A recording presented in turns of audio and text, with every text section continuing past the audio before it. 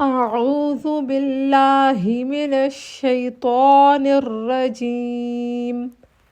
बिस्मिल्लाहिर्रहमानिर्रहीम।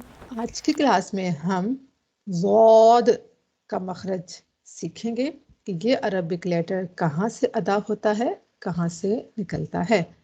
आइए सीखते हैं इस लेटर का मखरज। जब ज़बान के किनारे येलो पार्ट को इग्नोर कीजिए, आप फोकस कीजिए इस ग्रीन पार्ट को, जो ये ग्रीन पार्ट मेंशन है। ये ज़बान का किनारा कहलाता है, जो राइट साइड की तरफ भी होता है और लेफ्ट साइड की तरफ भी होता है। ज़बान का किनारा, बगली किनारा लेफ्ट और राइट दोनों साइड की तरफ होता है।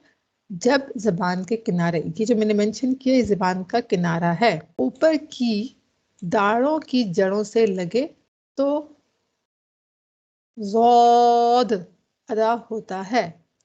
जब ज़बान के किनारे, ये ज़बान का किनारा है, ऊपर की 5 दाढ़ों, मतलब फर्स्ट प्रीमोलर, सेकंड प्रीमोलर और विजडम टीथ, जब इन दाढ़ों की जड़ों से लगता है तो ये लेटर अदा होता है। अब जो ये दाढ़ें हैं, ये राइट साइड की तरफ भी होती हैं और लेफ्ट साइड की तरफ भी होती हैं।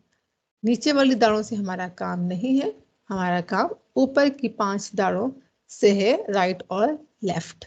ये हमारा नोकीला दांत है। नोकीले दांत के बाद जब 5 दाढ़ें शुरू होती हैं, ज़बान का किनारा उन 5 दाढ़ों की जड़ों से जब लग जाता है तो ज़ौद अदा होता है। अब आप ज़बान का राइट किनारा लगाएं या लेफ्ट किनारा लगाएं। राइट किनारा आप 5 दाढ़ों की जड़ों पे लगाएंगे या लेफ्ट किनारा 5 दाढ़ों की जड़ों पे लगाएंगे, या फिर दोनों राइट और लेफ्ट किनारे 5 दाढ़ों की जड़ों पे लगाएंगे तो ये लेटर अदा होगा। आसान ये है कि एक साइड लगाई जाए, लेकिन ये आप पे डिपेंड करता है कि आपके लिए राइट आसान है, लेफ्ट आसान है। दोनों साइडें ऊपर की 5 दाढ़ों की जड़ों पर लगाना आसान है। अगर आप एक साइड लगाएंगे तो पूरी ज़बान को, इस तस्वीर को फॉलो कीजिए, आप राइट साइड ले जाएंगे, पूरी ज़बान को आप लेफ्ट साइड ले जाएंगे तो ये लेटर अदा होगा। या फिर दोनों साइडों को ऊपर की 5 दाढ़ों की तरफ, जो राइट की तरफ भी होती हैं, लेफ्ट की तरफ, जो हमारे पीसने वाले दांत होते हैं, नीचे वाले नहीं, ऊपर वाले जो हमारे पीसने वाली दाढ़ें होती हैं, उन पे जब ये ज़बान का किनारा, बगली किनारा लगता है, जब ज़बान का ये बगली किनारा 5 दाढ़ों की जड़ों से लगेगा तो हम थोड़ा सा मजबूती से लगाएंगे, प्रेस करेंगे ज़बान के किनारे को 5 दाढ़ों की जड़ों से, तो ये लेटर इंशाल्लाह अदा हो जाएगा।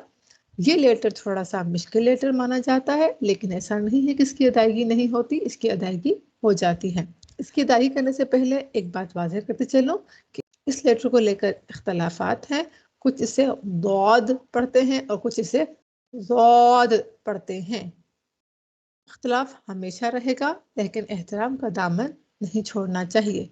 हमारे असातिज़ा कराम ने हमें ज़ौद पढ़ाया है, तो मैं आपको ज़ौद के साथ ये लेटर पढ़ाना सिखा रही हूँ।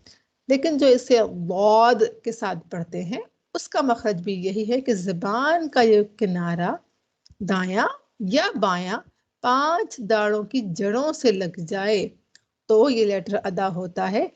दायां या बायां या दोनों किनारे, ये आप पे डिपेंड करता है, आपकी मर्जी है। दायां किनारा लगाएं, बायां किनारा लगाएं या दोनों किनारे ऊपर की 5 तारों की जड़ों से लगाएं तो ये लेटर इंशाल्लाह अदा हो जाएगा। और याद रखिएगा, ज़ौद की आवाज मोटी है। ये लेटर मोटी आवाज के साथ पढ़ा जाने वाला लेटर है। तो ज़ौद को सही और मोटा अदा करने का तरीका ये है, मुंह का मजबूती से दायरा बनाए और ज़ौद के मखरज में लगाएं तो ज़ौद दुरुस्त अदा होगा। कुरान पाक में जहां भी ये लेटर आएगा, ये मोटा ही पढ़ा जाएगा। और इस हरफ को मोटा अदा करते वक्त ज़बान का जो अक्सर हिस्सा है वो तालू से लिपट जाता है। ये जो ऊपर होती हैं, जो दरमियान का हिस्सा होता है, ये तालू जो ज़बान के बिल्कुल ऊपर होता है, वो तालु कहलाता है। तो इस हरफ को अदा करते वक्त ज़बान का जो अक्सर हिस्सा है वो तालु से लिपट जाता है, ये इसकी सिफ्त है, जिसकी वजह से भी ये लेटर खूब मोटी आवाज के साथ निकलता है। आज आपने सीखा ज़ौद का मखरज। आइए इस हरफ की अदायगी करते हैं। ज़बान का दायां किनारा ऊपर की 5 दाढ़ों की जड़ों पे लगाइए, या ज़बान का बायां किनारा ऊपर की 5 दाढ़ों की जड़ों पे लगाइए, या ज़बान के दोनों किनारे ऊपर की 5 दाढ़ों की जड़ों पे लगाइए। ज़ौद, ज़ौद।